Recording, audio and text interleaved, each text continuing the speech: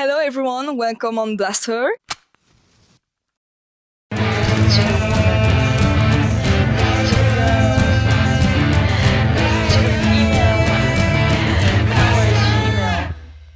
So we are here with Sacrificial Chanting mood. Maybe you can all present yourself if you want to, just to so people know who you are. Yes, Yes. of course. I'm Alicia and I play guitar and I do vocals in Sacrificial Chanting mood. And we brought someone along who is not in the band. Hello. But is in an amazing other band who is also all about giving a place to femme people, to queer people. And we thought this is what your interview is about. So let's do it all together. Yeah. Yeah, so hi, I'm Lot. I sing in Library Card, and today I joined Sacrificial Chanting Mood as moral support and personal assistance. Yay! Hi, I'm Sob and I play guitar in Sacrificial Chanting Mood. Hi, I'm Doortje. I do vocals and guitar in Sacrificial Chanting mood. And Lot braided my hair today. What made you want to start music, start playing in a band, and what began everything? I think when I was 1 year old, I got a doll for my birthday, and I took out the doll and threw it away. And then I started making music on the empty box. Hmm? And yeah, after that, it didn't really stop. So I think it just makes sense. That's the coolest origin story ever. Oh my Yeah. god. Who are you even?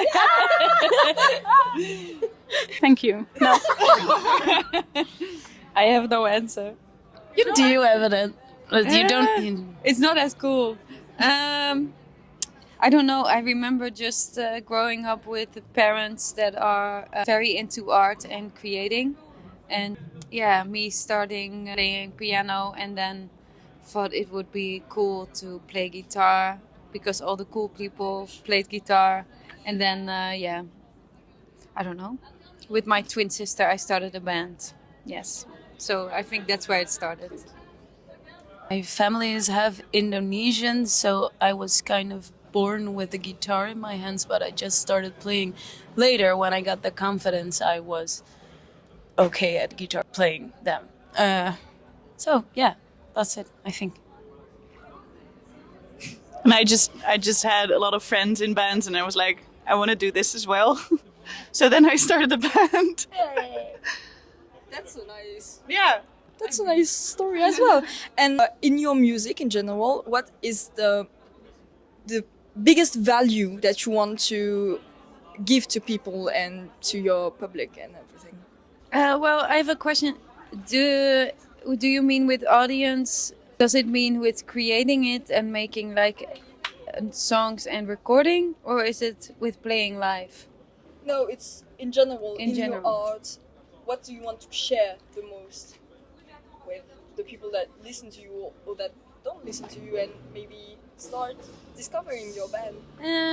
Well, I think where it all starts is kind of a vibe and the color of a song that you kind of create live in some way, like creative life, and that it becomes a song, and then you want to really keep the core of the song like as the main character. And then when playing live, you give another level to it, or like, yeah, it's something else, I feel. Yeah. I would like to tell everyone who just starts playing or who is planning on starting to play that the stage is yours, so you can do whatever you want. Like really anything. I'm in this band and we wanted to do a photo shoot with like farmers' tools, and we just did it. It doesn't matter. It's yours. You don't have to listen to anyone. Actually, it's your band, your music. Do what your heart tells you to do and have fun with it, because otherwise you get into a marketing space which is kind of toxic, or it can help you, but it needs to not be the core of what you do. So do what you love and do weird stuff. Really do weird stuff, because it's amazing.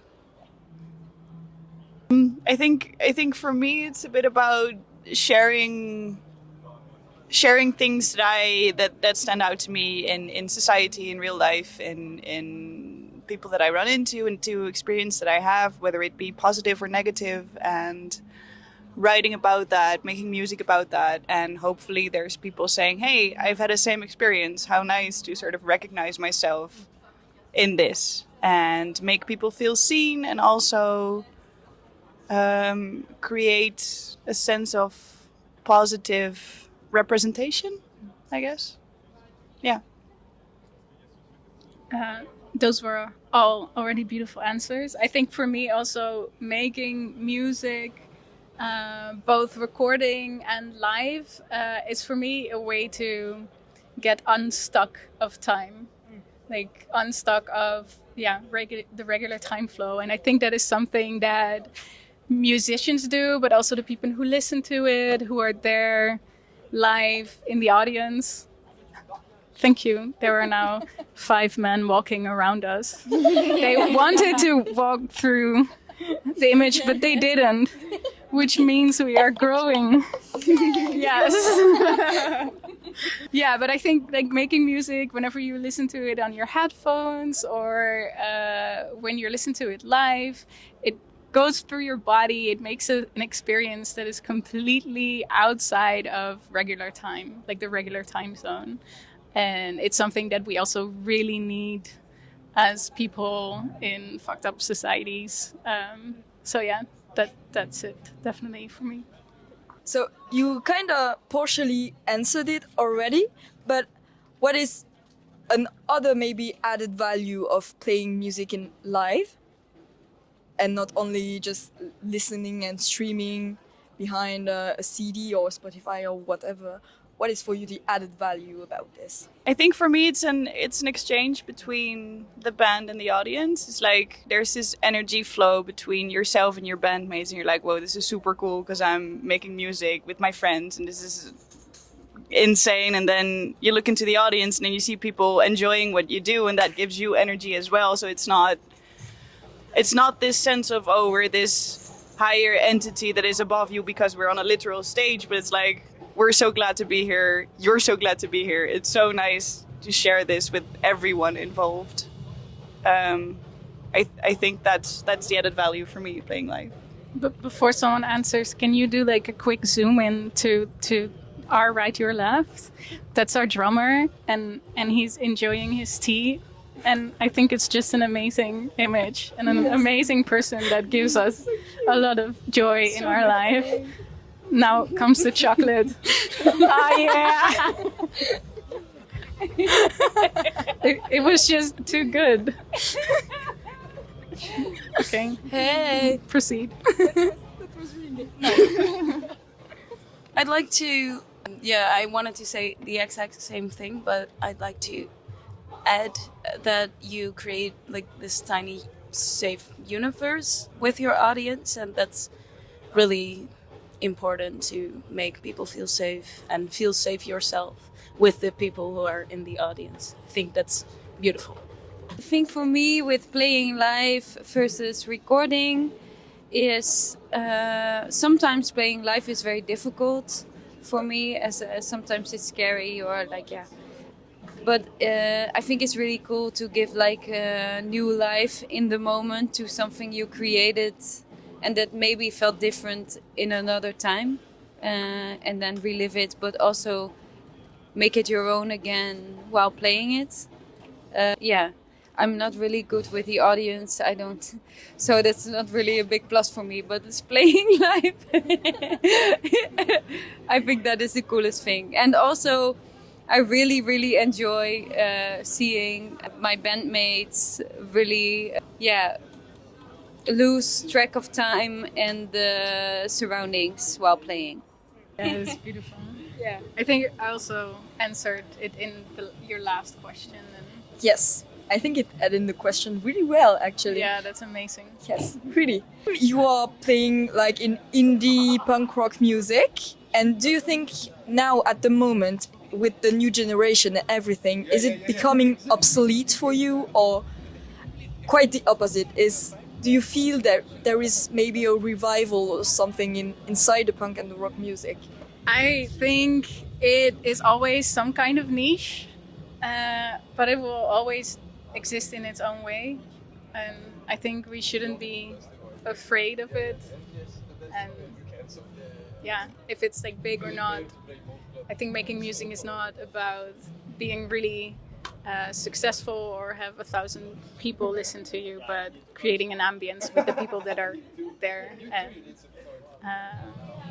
yeah, I don't know. Personally, I feel that whatever a person makes from a genuine place, it for me it never becomes obsolete. But please, as a listener, don't use Spotify. Buy direct from the artist. Buy on Bandcamp, and make sure to pay the artist fairly for what they made. So yeah, that's just what I wanted to add. I think there's actually kind of a revival going on for loud music, and also the world is in pieces right now, and I think a lot of people from Gen Z are taking action to really change stuff. So I'm really impressed with the new generation right now. And there's more space for loud music, I think, because everyone is super angry all the time. And rightfully so. I do agree. I think we were talking about this earlier, that we have a lot of hope for the new generation. And it's exactly as all of us have said before, there's a lot to be angry about. There's a lot of things to write about. And I think it's important to vocalize this. And I think people are becoming less scared to do so. And I completely agree with you in that it doesn't have to be big. It doesn't have to be this sort of fantastical, unrealistic, how do you call it, football stadium sized art or music project. It's about what you want to say and sharing that with other people, and creating a sense of community is always important and never obsolete. The last question is, it's quite related to that, but do you have maybe a message to give to other women or minority of gender, or just to other people that don't really feel legitimate to start music, and just, do you have a message for these new generations? Love yourself and do whatever the fuck you want. Don't be scared by not feeling represented, and just become the representation. I think you can do it, and you're not alone. It's probably always going to be scary, but you always belong, and you never have to sort of make yourself smaller for the benefit of something or someone else.